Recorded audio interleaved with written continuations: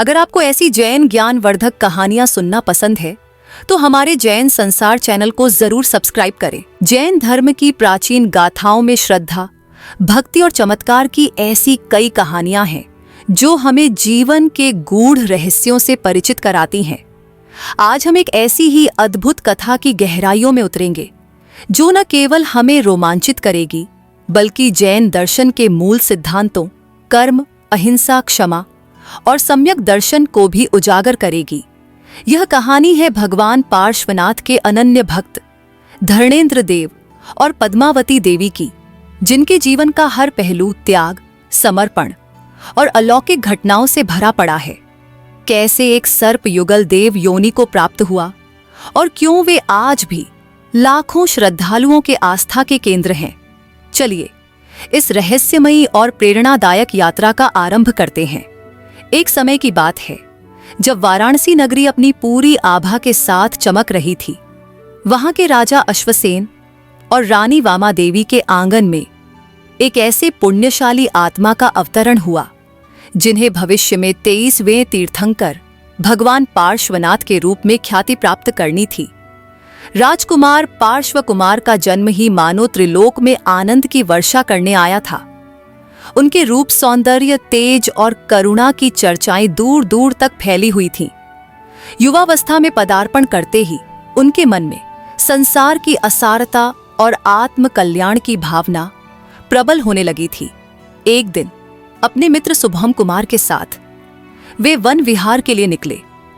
प्रकृति अपने पूरे सौंदर्य के साथ खिली हुई थी, मानो राजकुमार के आध्यात्मिक चिंतन में सहयोग कर रही हो।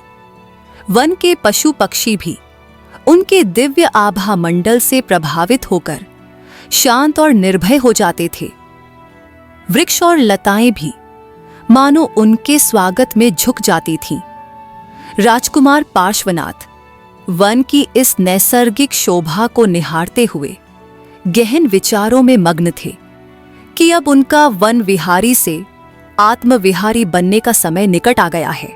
इसी चिंतन में लीन वे आगे बढ़ रहे थे कि उनकी दृष्टि एक तपस्वी पर पड़ी जो घोर तपस्या में लीन दिखाई दे रहा था। यह कोई साधारण तपस्वी नहीं था, बल्कि यह वही जीव था जिसका भगवान पार्श्वनाथ की आत्मा के साथ कई जन्मों से वैर चल रहा था। कमठ का जीव।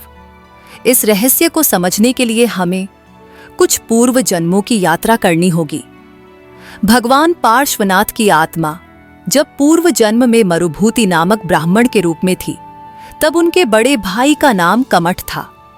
कमठ ने अपनी भाभी यानी मरुभूति की पत्नी के साथ दुराचार किया, जिसके कारण मरुभूति को अत्यंत दुहक हुआ और उन्होंने राज्य त्याग कर तपस्वी बनने का निर्णय लिया। राजा ने कमठ को देश निकाला दे दिया। प्रतिशोध की आग में जलता हुआ कमठ एक दिन हाथी पर सवार मरुभूति के आश्रम पहुंचा और पत्थर की शिला से कुचलकर उनकी हत्या कर दी। मरुभूति की आत्मा ने समता भाव से मृत्यु का वरण किया और पुण्य के प्रभाव से वह 12वें देवलोक में देव बनी। उधर कमठ का जीव पाप के बोझ से मरकर 5वें नरक में गया। वहां से निकलकर वह अनेक कुयोनियों में भटकता रहा। एक अन्य जन्म में जब भगवान पार्श्वनाथ की आत्मा वज्रनाभि नामक चक्रवर्ती राजा के पुत्र के रूप में थी और उन्होंने वैराग्य लेकर आनंद नामक मुनि के रूप में तपस्या आरंभ की, तब कमठ का जीव एक कुरंग नामक भील बना। उस भील ने मुनिराज आनंद को बाणों से बींध डाला। मुनिराज ने शांतिपूर्वक उपसर्ग सहन किया और समाधि मरण प्राप्त कर देवलोक में उत्पन्न हुए। कमठ का जीव पुनः नरकगामी हुआ। फिर एक जन्म में जब भगवान पार्श्वनाथ की आत्मा अग्निवेग नामक तपस्वी मुनि थी, तब उनके भाई शंबर का जीव, जो कमठ का ही जीव था, एक अजगर बनकर उन्हें निगल गया था और फिर मरकर नरक में गया। इसके पश्चात वह कमठ का जीव शिकारी भील हुआ और वज्रनाभि मुनि को बाणों से छेद डाला। फिर सिंह होकर आनंद मुनि को खा गया। वहां से 5वें नरक में जाकर उसने घोर दुहक सहन किए और 3 सागर तक तिर्यंच गति में भटकता फिरा। अंत में वही जीव महिपाल नगरी में महिपाल नाम का राजा हुआ। विडंबना देखिए, भगवान पार्श्वनाथ की माता वामा देवी इसी महिपाल राजा की ही पुत्री थीं। इस प्रकार राजकुमार पार्श्व कुमार उसके दौहित्र पुत्री के पुत्र हुए। महिपाल की रानी का देहांत हो गया, जिसके शोक में वह राजपाट त्याग कर तापस बन गया और उसके 700 शिष्य भी बन गए। वह अज्ञानजन्य कुतप करता था, जिसमें पंचेंद्रिय विषयों का दमन तो था, किंतु सम्यक ज्ञान और वीतरागता का अभाव था। इस समय वह अपने 700 तापस शिष्यों के साथ वाराणसी नगरी के बाहर एक वन में डेरा डाले हुए था और पंचाग्नि तप कर रहा था। चारों ओर अग्नि प्रज्वलित थी और ऊपर सूर्य का प्रचंड ताप। अग्नि में लकड़ी के बड़े बड़े लट्ठे धधक रहे थे। इसी स्थल पर राजकुमार पार्श्व कुमार अपने मित्रों सहित वन विहार करते करते आ पहुंचे। उन्होंने महिपाल तापस को इस प्रकार के अज्ञान तप में लीन देखा। राजकुमार, जो जन्म से ही मति श्रुत और अवधि ज्ञान से संपन्न थे, जानते थे कि यह तपस्या आत्म कल्याण का मार्ग नहीं है। इसीलिए उन्होंने महिपाल तापस को देखकर भी वंदन नमस्कार नहीं किया। अरे, सामान्य सम्यक दृष्टि श्रावक भी कदापि कुगुरुओं को, मिथ्या मार्ग पर चलने वालों को नमस्कार नहीं करते। फिर वे तो स्वयं भावी तीर्थंकर थे, वे कैसे ऐसे कुगुरु को नमस्कार करते? राजकुमार द्वारा आदर न किए जाने पर महिपाल तापस के मन में क्रोध की ज्वाला भभक उठी। पूर्व जन्मों के वैर संस्कार जागृत हो गए। वह सोचने लगा, मैं इतना महान तपस्वी हूं, 700 शिष्यों का गुरु हूं और इस राजकुमार का नाना भी हूं, फिर भी यह अहंकारवश मुझे नमस्कार तक नहीं कर रहा। इसे अपने राजसी वैभव का अभिमान हो गया है। मैं भी तो इसी के समान राज्य छोड़कर तपस्वी बना हूं। इस प्रकार वह अज्ञानी गुरु मन ही मन क्रोधित होने लगा। शांत एवं गंभीर भगवान पार्श्व कुमार तो अविचल शांति के साथ खड़े रहे।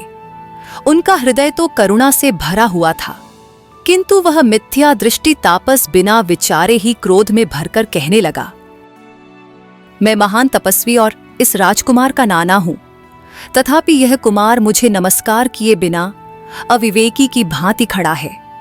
तब राजकुमार पार्श्व कुमार के मित्र सुभौम कुमार, जो स्वयं भी विवेकशील और धर्म के जाता थे, ने कहा, हे बाबा जी, मैं गुरु हूं और महान तपस्वी हूं, ऐसा मानकर आप भारी अभिमान कर रहे हैं।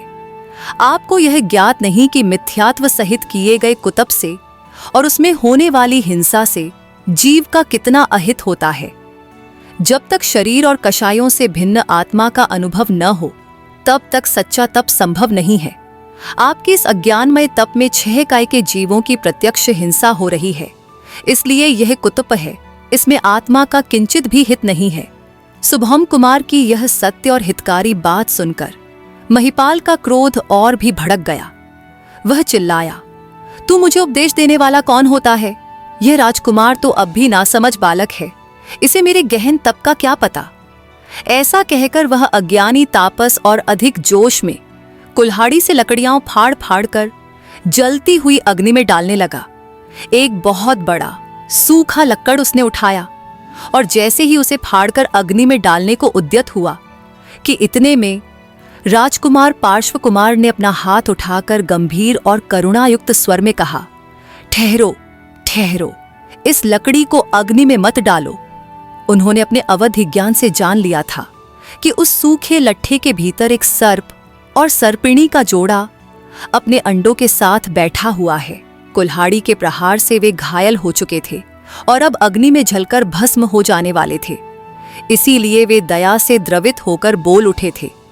अज्ञानी तापस क्रोध से तिलमिला उठा और बोला, तू मुझे रोकने वाला कौन? तुझे क्या पता इसमें क्या है?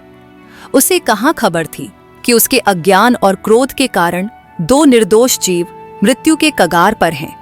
भगवान पार्श्व कुमार ने शांत भाव से कहा, आप जो लकड़ी काटकर अग्नि में होमना चाहते हैं, उसमें एक नाग और नागिन का जोड़ा है।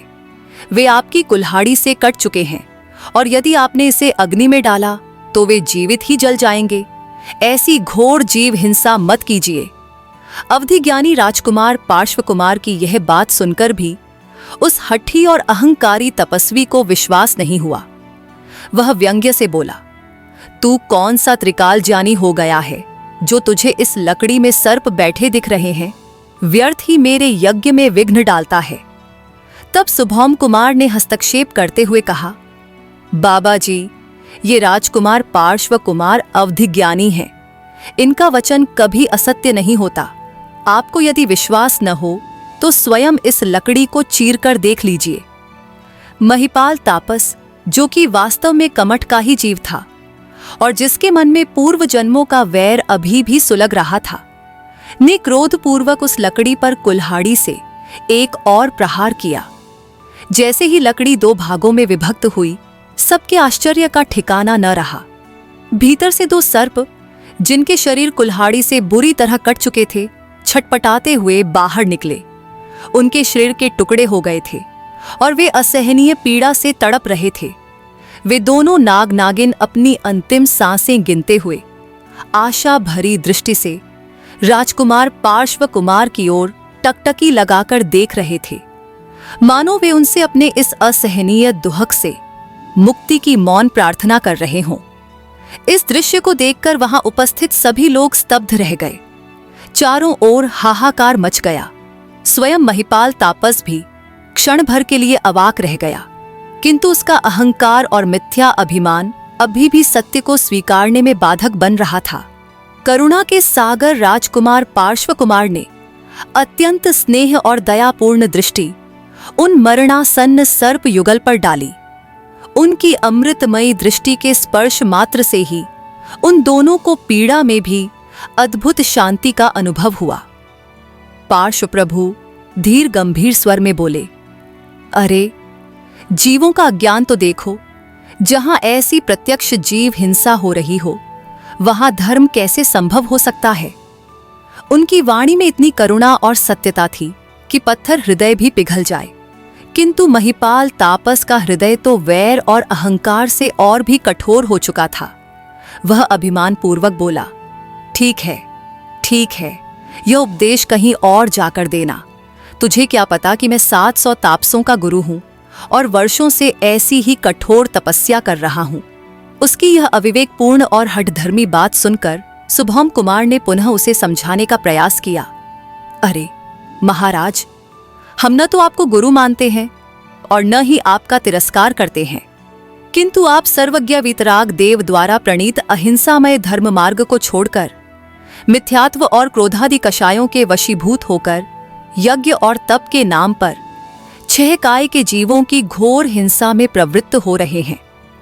इस मिथ्या मार्ग द्वारा मोक्ष प्राप्त करने की इच्छा रखना तो मानो भूसा कूटकर चावल प्राप्त करने की आशा रखने जैसा अज्ञान है। इसलिए इस हिंसामय अज्ञान मार्ग को छोड़ो और सच्चे आत्म कल्याणकारी ज्ञान मार्ग को ग्रहण करो। आपके प्रति हमें कोई द्वेष नहीं, बल्कि स्नेह है, क्योंकि पूर्व भव में आप राजकुमार पार्श्व कुमार के अग्रज थे। इसीलिए हम आपसे यह हित की बात कर रहे हैं। आशा है कि आप शांत चित्त से विचार कर हितकारी वचन को ग्रहण करेंगे और इस अहितकर अज्ञान मार्ग का त्याग कर देंगे। आहा, कैसा अद्भुत और हितकारी उपदेश था। भावी तीर्थंकर की साक्षात उपस्थिति में उनके मित्र द्वारा वीतराग धर्म का ऐसा सुंदर निरूपण सुनकर भी उस पापी कमठ के जीव महिपाल तापस ने सत्य धर्म को अंगीकार नहीं किया। साक्षात भावी तीर्थंकर सन्मुख खड़े थे, किंतु उस कुगुरु का क्रोध और अहंकार शांत नहीं हुआ। जीव जब तक स्वयं अपनी भाव शुद्धि न करे तो तीर्थंकर भी उसका क्या कर सकते हैं। यद्यपि उसके मन के किसी कोने में यह आभास तो हो रहा था कि इन उत्तम पुरुषों के समक्ष वह कोई बड़ी भूल कर रहा है, किंतु उसका प्रबल क्रोध, मान और मिथ्यात्व उसे सत्य स्वीकार करने से रोक रहे थे। अभी उसके कर्मों का उदय ऐसा नहीं था कि वह तत्काल सन्मार्ग को प्राप्त कर सके। उसे अभी और भटकना था और दुहक सहने थे। अंत में तो वह इन्हीं भगवान पार्श्वनाथ की शरण में आकर ही सच्चा धर्म अंगीकार करेगा, किंतु अभी वह समय दूर था। एक ओर वे कटे हुए मरणासन्न सर्प युगल असहनीय पीड़ा से तड़प रहे थे और दूसरी ओर उस सर्प युगल की इस दशा का कारण बना वह अज्ञानी अहंकारी कुगुरु महिपाल खड़ा था और उन्हीं के निकट खड़े थे जगत का उद्धार करने वाले, करुणा के सागर, भावी तीर्थंकर राजकुमार पार्श्व कुमार, जो वीतराग धर्म का सच्चा स्वरूप समझा रहे थे। उन दोनों सर्पों ने दया मूर्ति भगवान पार्श्वनाथ के दर्शन करके और उनके श्रीमुख से झरती अमृत वाणी सुनकर अपने जीवन को धन्य माना। उनकी पीड़ा शांत हो गई थी।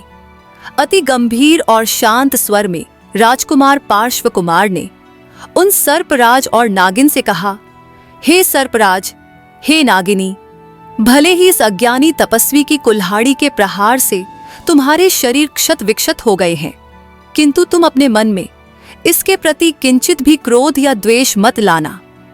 स्मरण करो, पूर्व जन्मों में क्रोध करने के कारण ही तुम्हें यह सर्प योनि प्राप्त हुई है। अब इस अंतिम समय में क्रोध का सर्वथा त्याग करके क्षमा भाव धारण करना, मन, वचन और काया से पंच परमेष्ठी भगवान की शरण ग्रहण करना। नमो अरिहंताणम, नमो सिद्धाणम, नमो आयरियाणम, नमो उवज्झायाणम, नमो लोए सव्व साहुणम। इस महामंत्र का स्मरण करो। आत्मा का स्वरूप देह से भिन्न है, अजर अमर है, ज्ञान दर्शनमय है, ऐसा चिंतन करो। ऐसा कहकर भगवान पार्श्वनाथ ने उन्हें नवकार महामंत्र सुनाया और सम्यक दर्शन के संस्कार दिए। वे दोनों नाग नागिन अत्यंत शांतिपूर्वक एकाग्र चित्त होकर प्रभु की वाणी सुन रहे थे।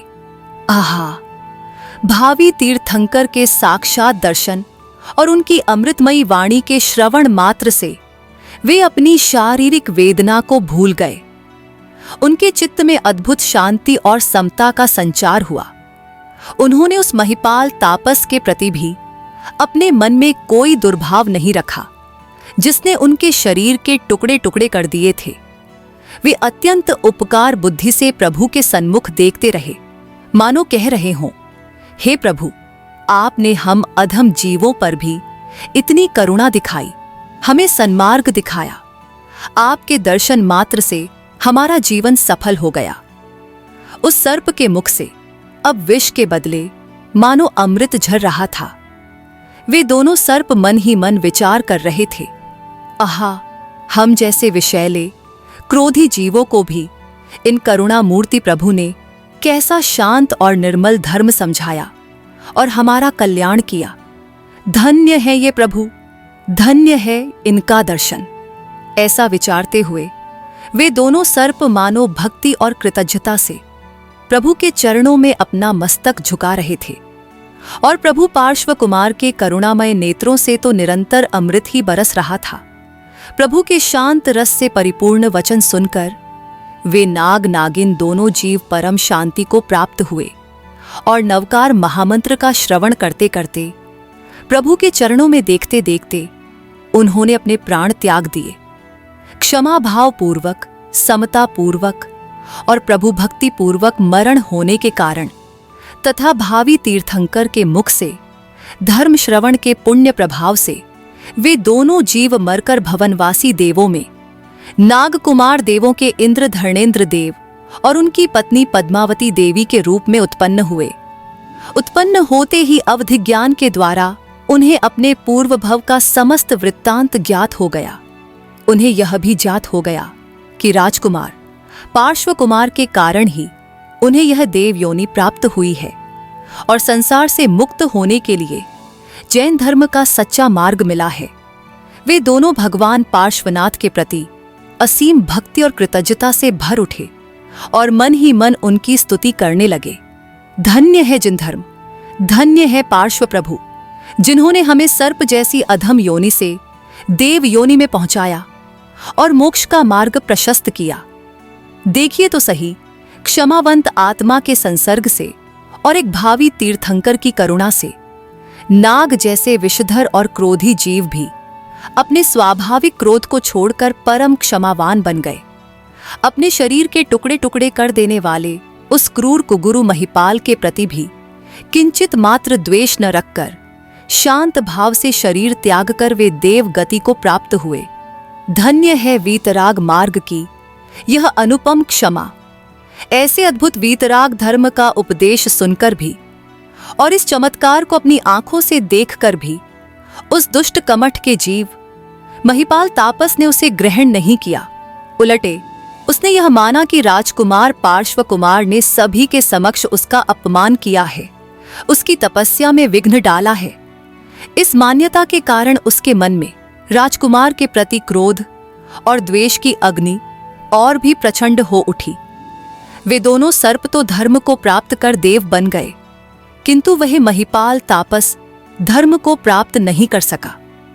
वह उसी क्रोध और अहंकार के शल्य के साथ अपने कुतुब के प्रभाव से मरकर संवर नामक ज्योतिषी देवों में एक अल्प शक्ति वाला दुष्ट देव उत्पन्न हुआ। उसका नाम मेघमाली भी कहा जाता है। कुतुब और मिथ्यात्व के कारण वह देव तो बना, किंतु उसकी प्रकृति अत्यंत क्रूर और तामसिक थी। इधर राजकुमार पार्श्व कुमार वाराणसी नगरी में आत्मचिंतन और वैराग्यमय जीवन व्यतीत करते रहे। उनके दर्शन मात्र से सभी जीवों को असीम सुख और शांति की प्राप्ति होती थी। समय बीतता गया।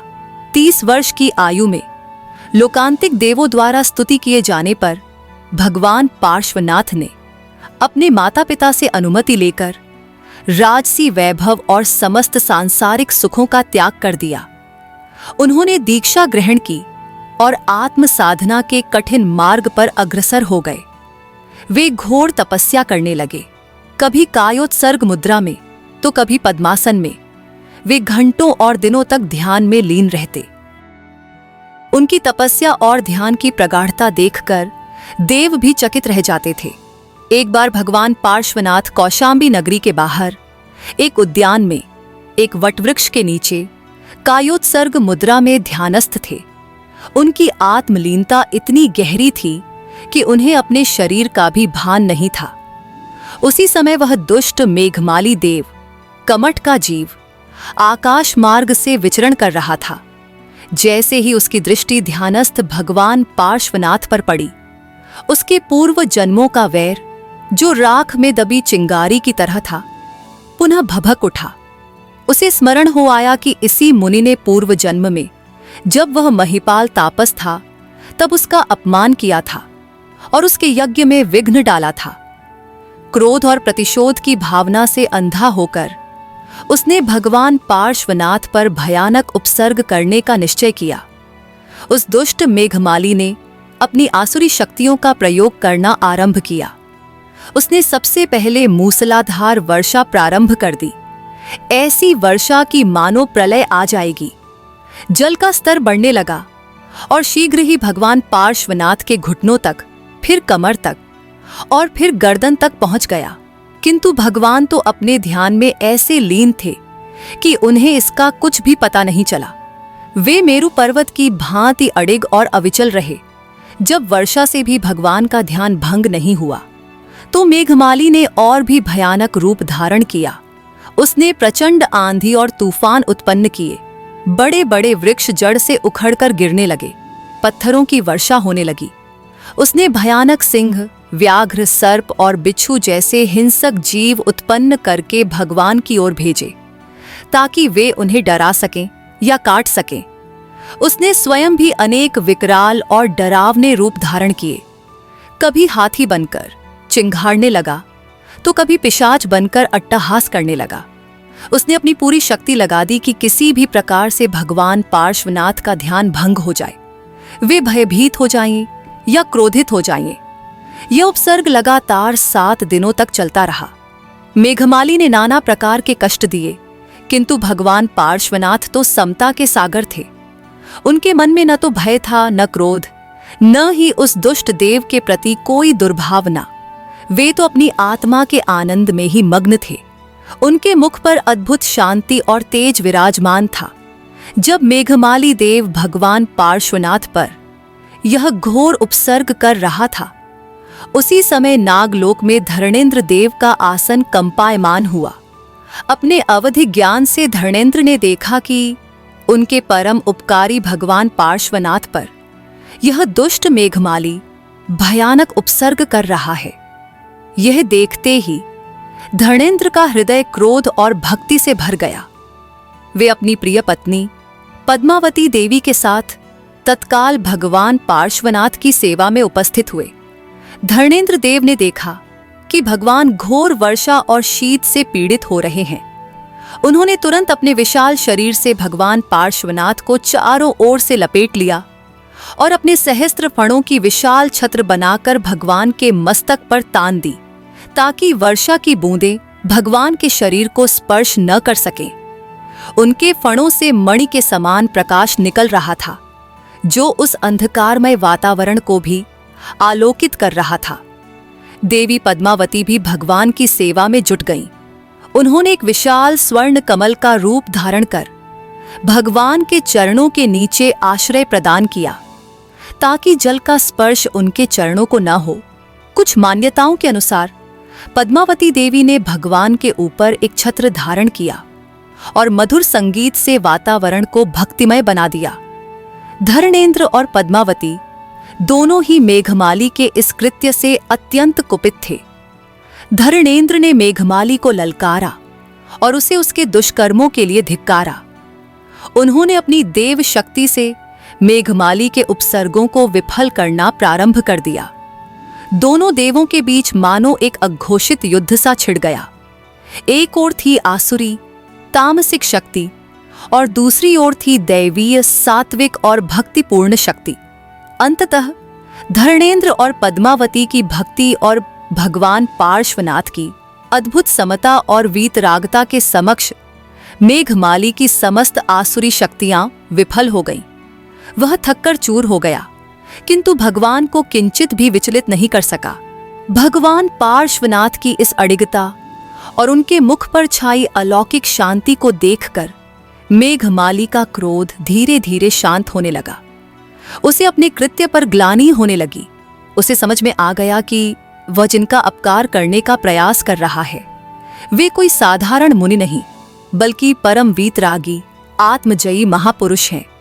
धर्मेंद्र देव ने उसे समझाया कि वह व्यर्थ ही वैर बढ़ा रहा है और अपने लिए घोर पाप कर्मों का बंध कर रहा है। अंततः मेघमाली का मिथ्यात्व कुछ मंद पड़ा। उसने भगवान पार्श्वनाथ के चरणों में क्षमा याचना की। भगवान तो वीतराग थे, उनके मन में किसी के प्रति राग द्वेष था ही नहीं। उन्होंने उसे क्षमा कर दिया। इस घोर उपसर्ग को समतापूर्वक सहन करने के परिणाम स्वरूप भगवान पार्श्वनाथ के 4 घातिया कर्म ज्ञानावरणीय, दर्शनावरणीय, मोहनीय और अंतराय पूर्णतः क्षय हो गए और उन्हें केवल ज्ञान की प्राप्ति हुई। वे अरिहंत बन गए, सर्वज्ञ ज्ञेय और सर्वदर्शी हो गए। उनके केवल ज्ञान कल्याणक को मनाने के लिए देवलोक से देवगण उपस्थित हुए और उन्होंने गंधकुटी की रचना की। भगवान पार्श्वनाथ ने अपनी पहली धर्म देशना दी। धर्मेंद्र और पद्मावती की भक्ति और सेवा जैन इतिहास में स्वर्णाक्षरों में अंकित हो गई। वे भगवान पार्श्वनाथ के प्रमुख यक्ष और यक्षिणी के रूप में प्रतिष्ठित हुए।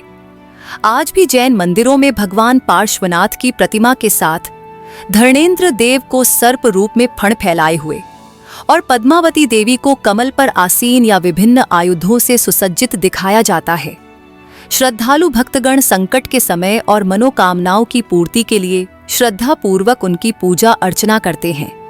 यह कथा हमें सिखाती है कि वैर की भावना कितने जन्मों तक पीछा करती है और कितना दुहक देती है, जबकि क्षमा और समता का भाव आत्मा को उन्नति की ओर ले जाता है।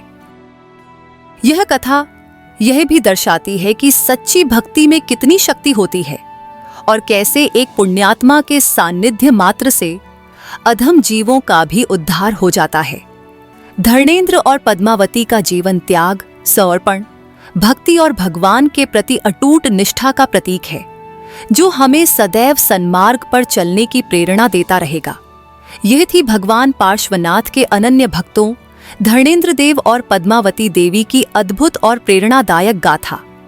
आशा है यह कथा आपके हृदय को भक्ति और श्रद्धा से भर देगी। यदि आपको यह प्रस्तुति पसंद आई हो तो कृपया इस वीडियो को लाइक करें, अपने मित्रों और परिवारजनों के साथ शेयर करें और हमारे चैनल को सब्सक्राइब करना न भूलें। आप चैनल की सदस्यता लेकर हमारे प्रयासों को और भी समर्थन दे सकते हैं। आपके अमूल्य सुझावों का हमें कमेंट बॉक्स में इंतजार रहेगा।